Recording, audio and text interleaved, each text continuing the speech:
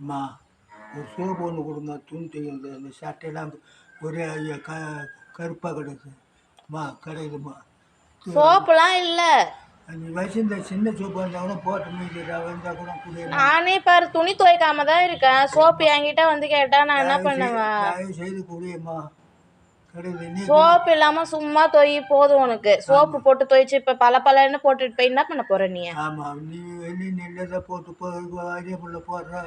நான் மாலை இருந்தாலும் ஐக்க கடையில் இருந்தது சக்கட்டா எப்படிம்மா வெளியே கூட போக முடியுது. கிடைக்குதேம்மா குடியம்மா. சோப்புலாம் இல்ல கைவா. அப்புறம் நான் அவன்கிட்ட என்ன சொல்கிறேம்மா?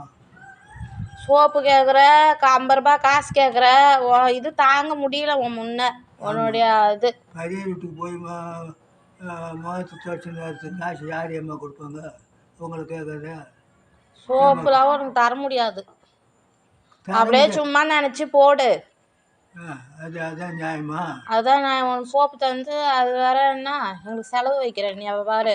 ஆமாம், நீங்கள் இன்னும் ஒரு நாளைக்கு 5 வண்டி துணி துவைக்கிறீங்க. அதெல்லாம் செலவு இல்லை. நான் ஒரு சாமமும் ஒரு துண்டு ஒரு சொக்கா துவைக்கிறதுக்கு தான் ஒரு 500 ரூபாய் செலவு ஆகுமா?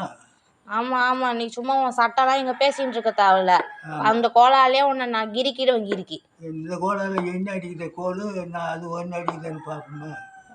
நல்லாதான் பேசுகிறேன், உனக்கு கிடையாது போ.